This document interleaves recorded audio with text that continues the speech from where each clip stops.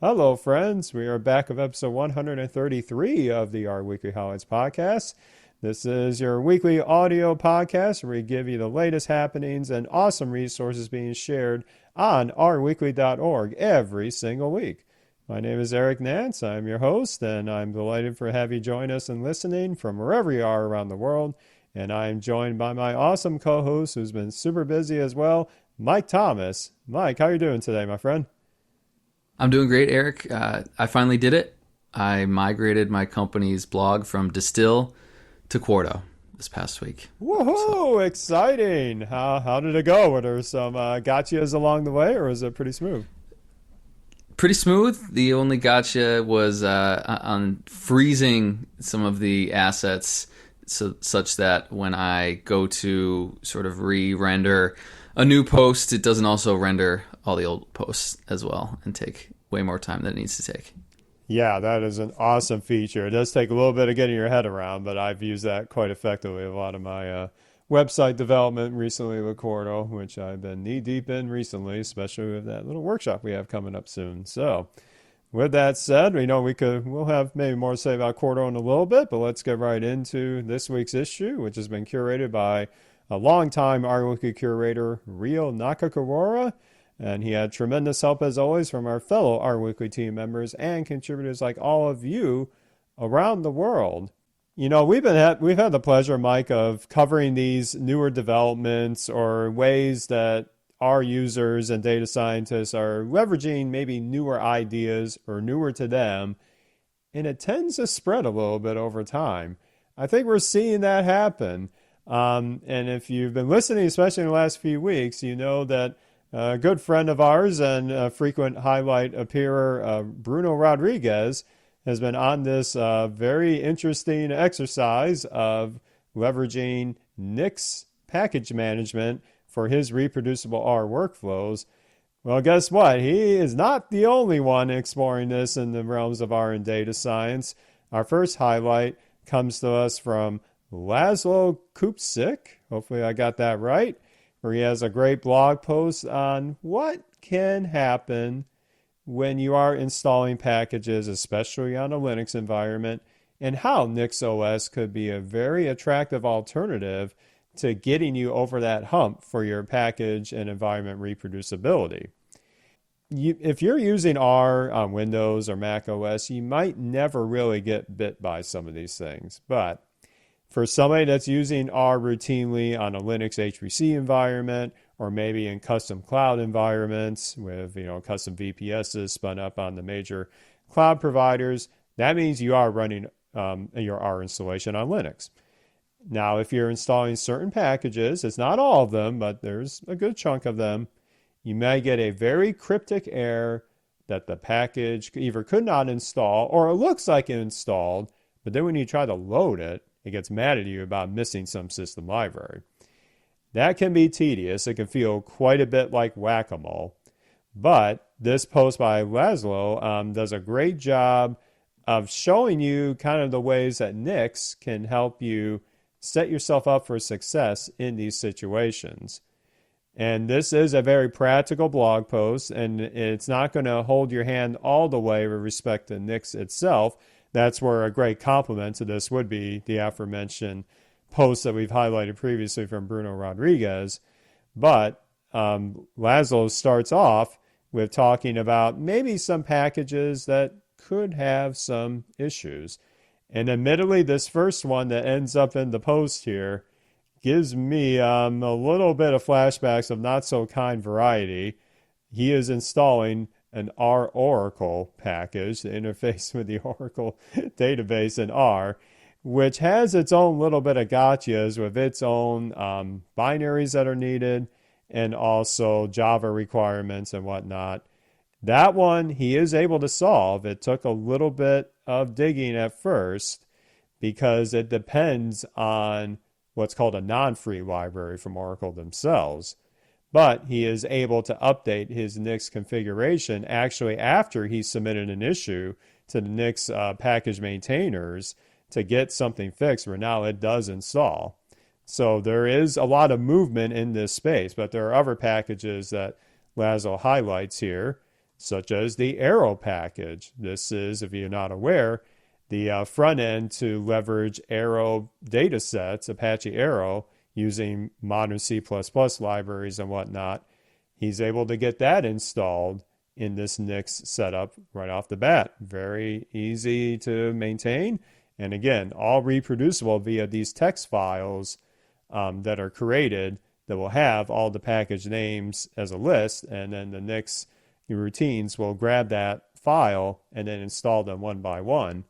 And then as it's finishing the installation, you get what's called a development shell, where you could basically CD into this, activate it, and it's not too dissimilar to what you might see with virtual environments and things like Python, where now that installation of R, but also all those system libraries that are dependencies of some of these packages, like that aforementioned R Oracle table, database package, and others, it's all self-contained. His host system is not polluted by any of this, which is really nice, especially when you have to deal with an R package that depends on Java, because I have nuked many previous Linux installs on my home network here because I had to do some esoteric Java installation, and then I couldn't get another program to work, and I was like, what do I do? This is a nightmare. Well, in 2023, with things like NixOS and the Nix package management system, these are hopefully going to be a thing of the past. It's not all roses and unicorns here, because the post concludes with his last package example here called Altair, which actually does depend on Python because it's leveraging the reticulate package from R to interface with Python. Unfortunately, this did not work because apparently it is still, even though it's meant to be self-contained, it may be a bug of reticulate itself, I'm not sure, but it was trying to map to Lorenzo's system-wide Python library, and not the one that would have been in the NixOS or the Nix environment shell itself. So he did a little troubleshooting in there. You can read the rest of the blog post, which it sounds like that might not be a completely solved issue. So we're still moving fast here. This is still early days of us in data science adopting Nix to manage, package reproducibility and environment, installations. But in any event, Laszlo does a tremendous job walking us down this very practical approach of leveraging Nix for these package installation issues, which if you've used R on Linux at any point in time, I would imagine you've encountered at least one or two installation errors that had you scratching your head and figuring out, what in the world do I do about this? So let's see how far this takes us. I'd imagine we're going to be seeing a few more posts in future R Weekly episodes that are talking about NixOS and Nix package management to see how far we can take for package reproducibility and also environment reproducibility. So Mike, it sounds like this may have brought you some flashbacks too in some of your early days of installing packages. Is that right?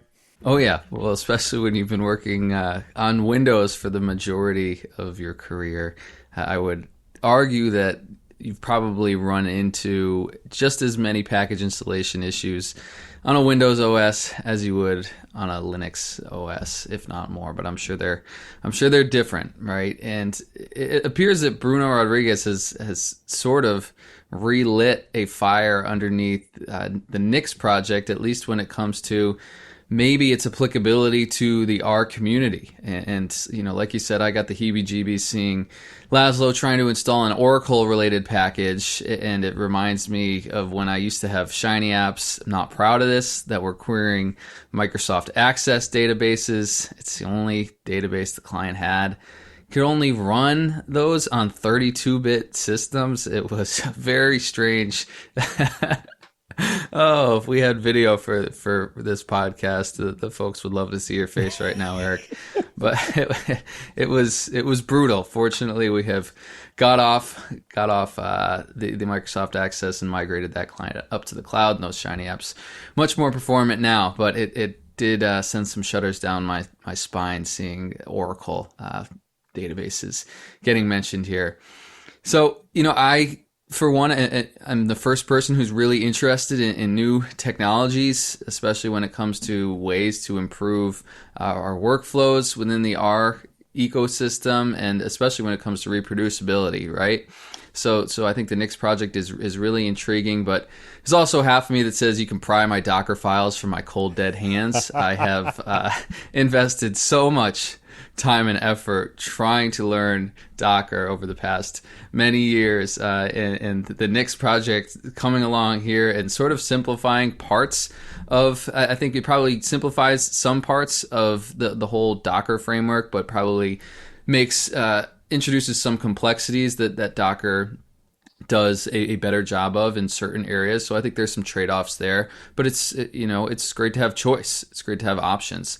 And like you said, Laszlo was able to install almost all the packages that he was trying to install, which admittedly he was picking really tricky packages to try to install, packages with known installation issues. The only one he wasn't able to install was Altair, which I think is a data visualization library that really relies heavily on a Python installation as well. So I think there's a dependency there on the reticulate package, which, isn't, I guess, a huge surprise that one would be one that would hang Laszlo up a little bit, because that's when you're getting into a whole nother language, right? A whole nother dependency on Python. So Laszlo gives a nice shout out to the R2U project as well at the beginning of this blog post, which I'm a huge fan of, so I'll re-shout it out, but noted that only supports downloads from CRAN and Bioconductor. So if you were trying to install a package from GitHub, for example, Nix would provide you the ability to do that, where R2U doesn't necessarily provide the ability to do that currently. And the first package that Laszlo attempted to install was the Arrow package, which has some hardcore C++ dependencies, I believe, to work with data on disk at lightning speeds, but Nix had no trouble with it at all. So it was really nice to see how well Nix handled most of the package installs here. And again, a pretty technical blog post. I think Laszlo sort of gives us the highlights and doesn't necessarily dive too deep into Nix, and just sort of shows some of the functionality that's at play here. So if you are also interested in the work that Bruno Rodriguez is doing and the work that Laszlo is doing in terms of sort of bridging the gap between the Nix community and the R community, this is definitely one to check out. Yeah, I'm intrigued by how far this goes, but I do think, if you have a reproducibility workflow that's working for you from both a, reproducing the actual results and your development environment, I'd say go with what works. In fact, a little behind the scenes info for all of you, but when I'm building with Mike the workshop materials, I'm building them in Docker containers because, like you said, Mike, I've invested a lot of hours and frankly a lot of years into this workflow. But I think in order for me to fully appreciate where Nix is going, it's one of those things where I'm very intrigued by reading everything that's been happening in this space. Once I dive into it, then I'll have a better informed opinion of really comparing them for my workflows. Can Nix, this workflow, give me the same idea of having a very kind of lift and shift mindset for these development environments I do for my R projects, whether it's a Shiny app, an R package development, a reproducible analysis, and be able to share that not only to future me, so to speak, but also to any collaborators as well. What does that upfront effort look like for others? I think that's the stuff that I'm going to be intrigued in trying out. Now, there are limitations where, frankly, at my day job, there will be absolutely nobody using Nix right now. My Linux admins, it's hard enough just getting containers up and running, so we're going to go with that for the short term. But, I'm going to be watching this space quite closely, and I do have, good friends in the Linux community that have gone full bore into Nix and Nix OS for a lot of their not only explorations of, new packages and new routines in Linux itself, but even their own production setups are now backed by Nix because they can try things out and then blow it away. But again, you could do the same thing with Docker as well. So it's really, they're not the same. They're definitely not the same, but the principles are pretty similar. So I guess we'll see where it goes, but it's a fun space to watch nonetheless. Definitely. And I think it's good to have some competition for Docker as well to keep everybody honest. Yeah, they could use a little bit of that. But yeah, this space is moving quite fast.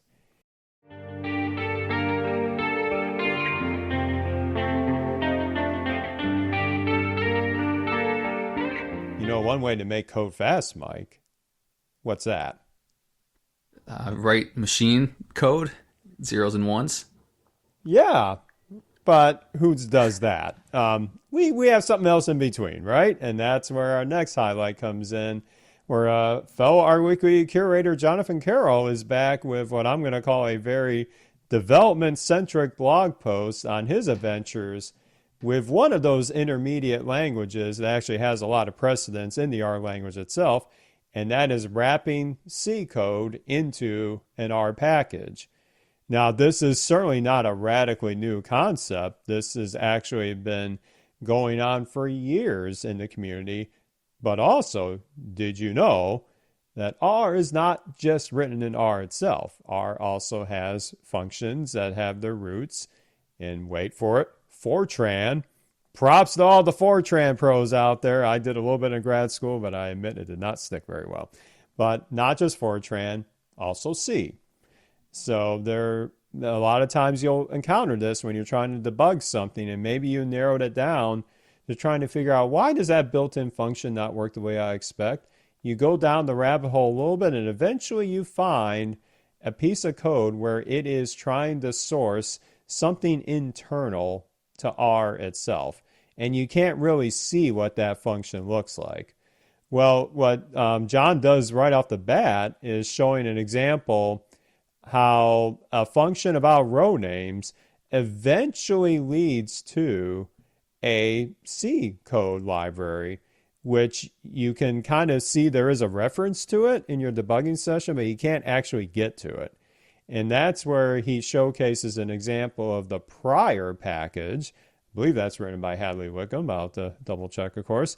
But that has a function called show C source, where he's able to see that row name like function and opens up a browser with the GitHub mirror of the R source code. I believe that's been maintained by Winston Chang, if I'm not mistaken. I'd have to double check on that. But that will eventually find this attribute C file, where then he can see what this short row names function actually does.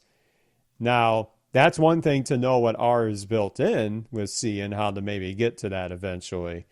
But apparently this blog post was inspired by a real project where he had a collaborator that had this great C code that was doing an algorithm or a calculation, and they wanted a way to call it from R itself, but also a way to still execute it as its own native function outside of R.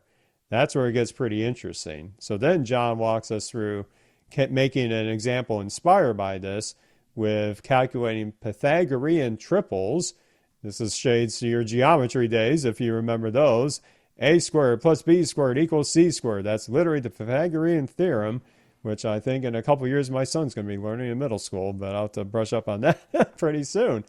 But he wrote some C code to do that calculation to find the minimum, I believe the minimum number of that can be used in those formulas. And it's not meant to be entirely a C tutorial, but once John has this code, he verifies it works on his system setup. How do we get this into an R package? Well, there's a couple ways to scaffold it. So one way is to use RStudio. If you're using RStudio's IDE itself, there is a way to build a package to create it as a package involving C code. It will give you some helpers along the way. You might have to change a few things afterwards, but it gets you up and running pretty quickly. Another approach is the use this package, where you can use a function called use_C, which will set up a package boilerplate with C code. Again, you might have to modify a couple things here and there to get it going, but once you have that foundation, you are up and running with actually implementing the function that you, or in this case, John created with the C code. Now, there are a few nuggets here, which, again, I'm not going to pretend to understand all of it, but there are a little bit of R-specific things you have to do for this. You have to import some additional libraries that R has under the hood to help, I believe, with the handoff between C and R code. I think they're called internals or other header files. Again, this is coming from someone that doesn't know C very well. My first programming language was Java, and boy, was that a mistake. But we're not here to rant about Java. That's for another day. And then there are some considerations that you need in place for returning the value, SEXP, which I'm not quite sure what that means. I'm sure I'll look it up afterwards, but you have to build that in for the result of your function and then returning that. And then as he debugs this, he's able to see that, hey, you know what? I can load my package. I can run the triangles function with a number, get a nice data frame back of the different variable values and their sum, and that works great. Now, they want, as I mentioned at the beginning of this, they want to be able to run this outside of R as well. So I believe they built in a version of the function that could handle that piece of it. I'm not as familiar running C code on its own, but there are ways to do that as well. And then once you have that bundled, there are a few little additional hoops to jump through with respect to declaring, I believe, object types, and then compiling things into lists, and then making sure your classes are defined correctly, even with things like protect and unprotect, which apparently is a more rigid structure of C code. I've actually heard similar things with Rust. You have to be pretty careful of object types in Rust as well. But the example has all the ways that John iteratively built this prototype package. So you can kind of see for yourself all the different logistics along the way. And then there are some additional bookkeeping to do if you wanted to pass CRAN checks. If you want to submit this to CRAN, apparently you have to create an initialization file where you declare types of variables or external pointers, I believe. Again, this is all stuff that's new to me. But the value of this blog post, again, it reads very much like a development journey here. And it is assembling information that has been talked about in previous posts. I believe he references a blog post from Davis Vaughn, who I believe is one of the engineers at Posit, as well as another good friend of our weekly frequent contributor, Cool But Useless. He's got a few adventures in this realm as well. So there's lots of links to those posts as well. But if you're new to this and you have a situation where maybe either you or a collaborator has built C code that you want to have an R interface for, and this happened at the day job a couple years ago. We had a person write an optimization function in C, and they had absolutely no clue how to get into R. They're like, well, it works if you just run the C binary. Well, okay, fine, but you want this in the Shiny app, I got to know how to put this in an R package. So this would have been really helpful back then. But I funneled my way through it, and we eventually got it running. So this is going to become, well, it's already pretty common if you want highly performant code. So it's great to see kind of, again, the step-by-step approach that Jonathan takes here. So yeah, if you like your geometry and you like you learning about C and how interface with R, definitely check out the rest of John's post here, because there's a lot of information to sink your teeth into. So Mike, what geometry function are you going to write C code for next? So Eric, some of the C code here doesn't look too bad, in my opinion. It's something that I guess I've never really looked at before. But there's if statements, there's double equal signs for logical comparison. There's a lot of question marks in the code, though, which is interesting to me.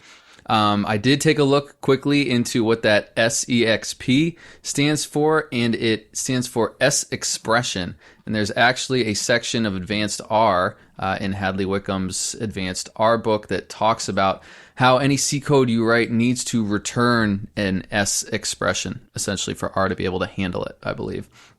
So that's what that's all about.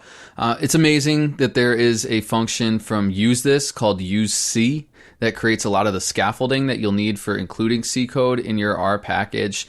And I think in terms of Jonathan's use case here, right, he didn't want to necessarily have to translate code from one language to another when all of the code was in C was already written and already working fine. So it is nice that we do have the ability to essentially call C code from the R programming language.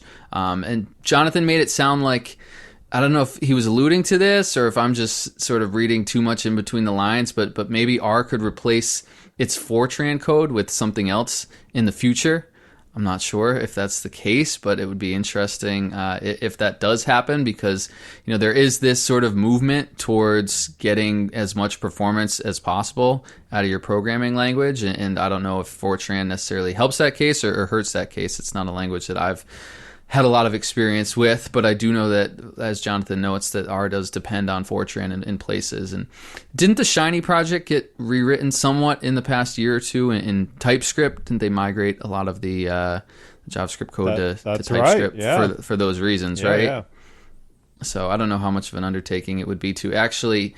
It'd be interesting to me to sort of dive into how much of the core R code has been rewritten since its inception. I imagine a ton, but I'd be curious to see if any changes sort of in the under the hood languages that got employed in terms of C and Fortran and things like that. Any major changes and when those happen and why. It'd be an interesting history lesson into what's under the hood in R. So really interesting post from Jonathan. I think he always puts together interesting posts. It's one that I had to read a couple times to get my head around, but I could certainly imagine myself in the future running into a consulting engagement where there's some C code that exists that folks are looking to repurpose in R, and it's nice to know that we may not necessarily need to reinvent the wheel to do that.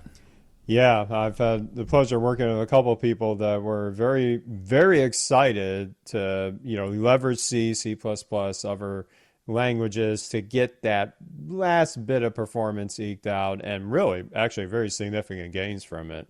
So I think one of the reasons I love doing R projects the most is that I get to interface it with so many other things. And yeah, high performing code is definitely one of those. It's just one that I don't have as much exposure to, but at the same time, I can greatly appreciate those that have been on this journey well longer than me. But yeah, Jonathan's post is a great way for me to get a little, hey, if you're in this situation, here's how he approached it. This is how I can approach it.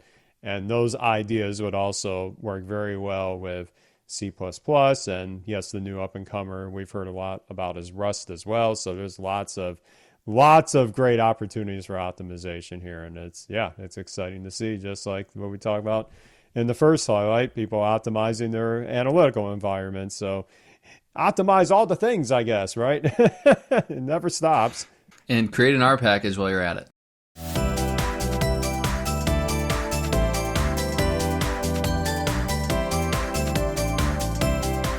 Why not, right? And in fact, that's a perfect lead into our last highlight today, because most of you may think, oh, if I'm going to create an R package, it's got to do some very fancy, algorithm, new machine learning modeling approach or anything like that.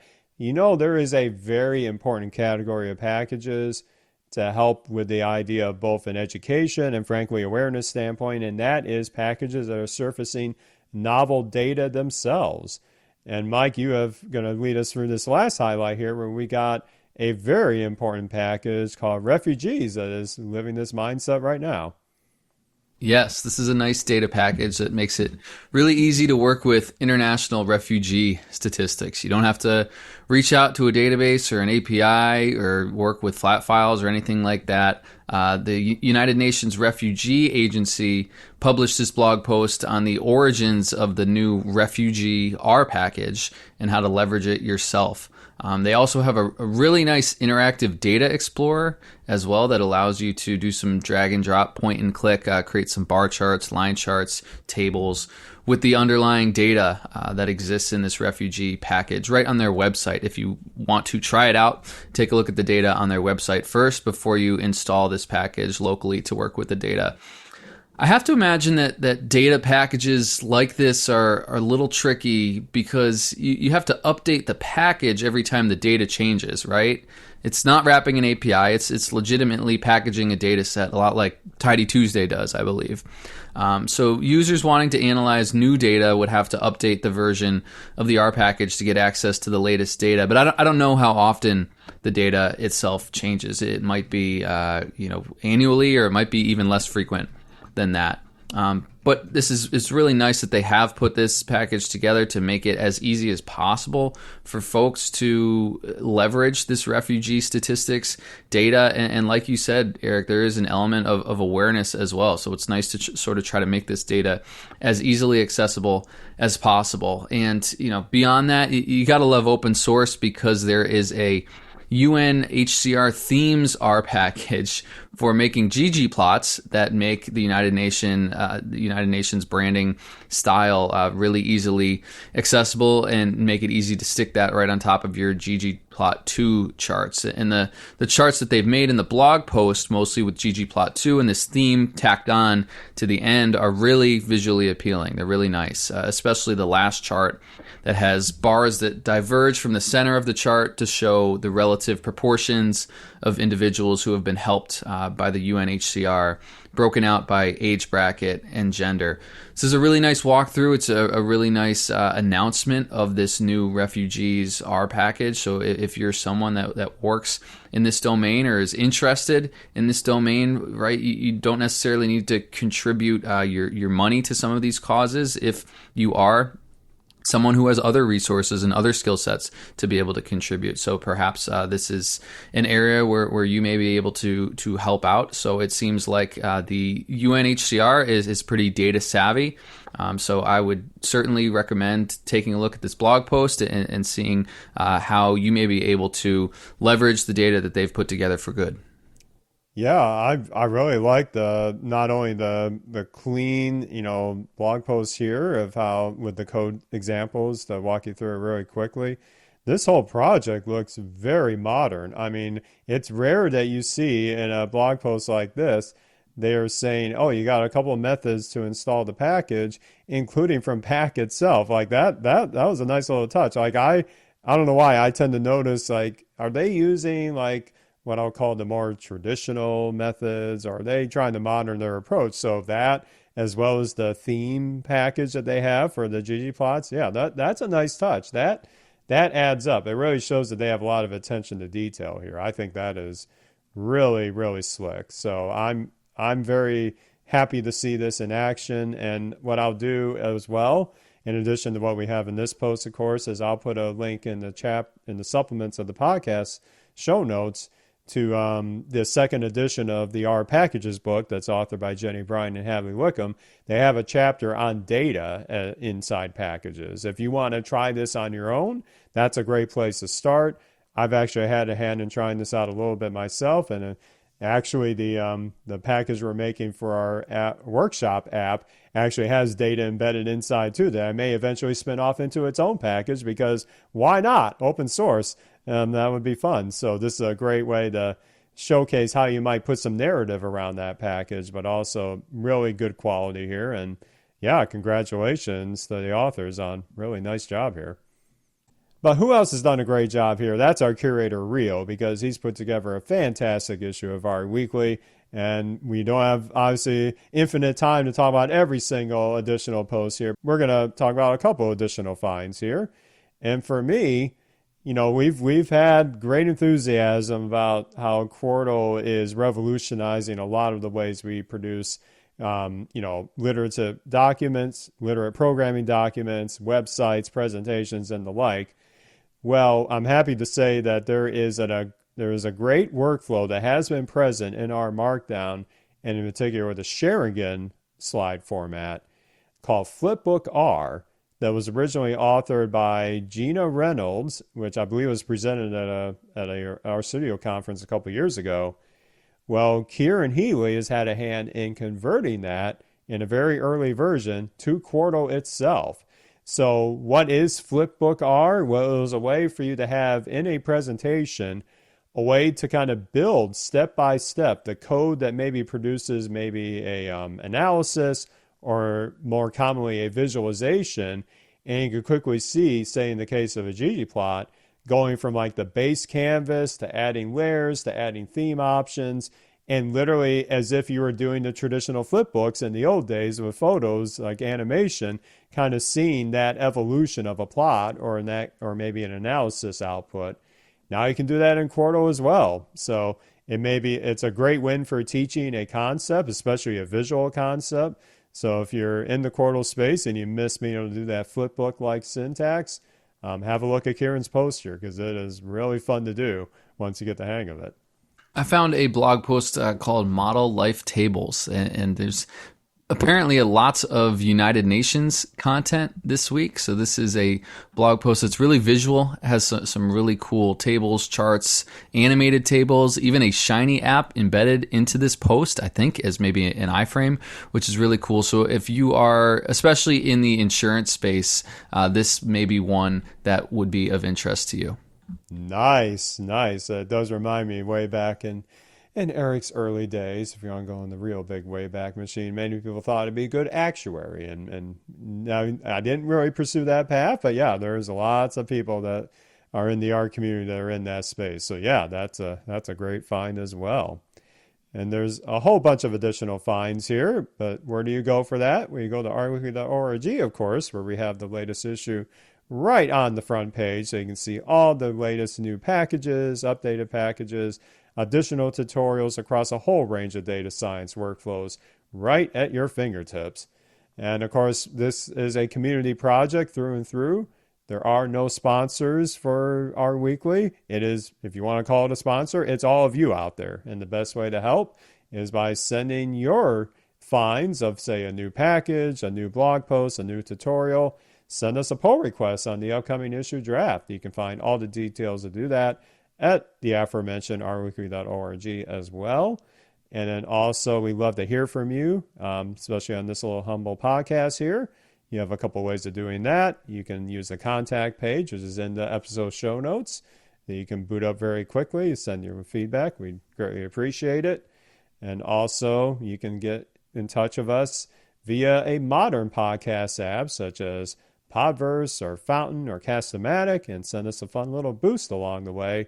Or you could do that directly in the podcast index itself, where our weekly is found alongside many other excellent podcasts out there. And in terms of feedback, I have heard from a very prominent member of the community about opportunities to perhaps put this podcast on additional services.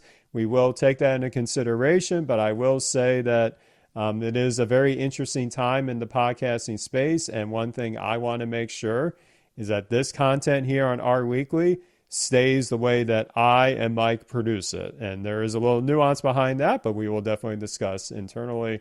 And we'll definitely make sure we consider all of our options here. But in any event, if you want to get in touch with us, you can find me sporadically on whatever the thing is called, at the RCast on, I'm still going to call it Twitter, but you're more often going to find me on Mastodon, where I'm at our podcast, at podcastindex.social. A little mini shout out again to Bruno. Apparently I gave him a cool little resource for his Windows adventures, and good luck with that, because you'll probably need it, but I think the framework I sent you is going to get you along the way pretty well. So Mike, where can the listeners get a hold of you? Yes, so you can probably reach me best on Mastodon at Mike_Thomas at fostodon.org. And it's always great to hear from folks in the community. So thank you to Jenny Bryan for her input. Thank you for last week to Bruno Rodriguez for saying that he really enjoyed the bloopers section at the end. I hope I don't make the bloopers this week, but I have a pretty bad feeling about it. And thanks to Isabella Velasquez as well for her toot, I guess, on Mastodon, thanking us for highlighting the post and saying that target equals blank always. Live it. I live it every day, buddy. Yeah. Every time I make a Quarto doc or a report, that is all the way, all standard. Well, we could go for hours here, but we got to close up shop here. But it's been a pleasure once again recording with you, Mike, and we will be back with another edition of our Weekly Highlights next week. what else has done a great job here? Well, Rio's done a great job curating this whole. Try that again. Great post by Lorenzo, and I am very intrigued by what comes next in this. Oh, it's not Lorenzo, it's Laszlo. Okay, let me frame that again. All right. Good catch. Yep.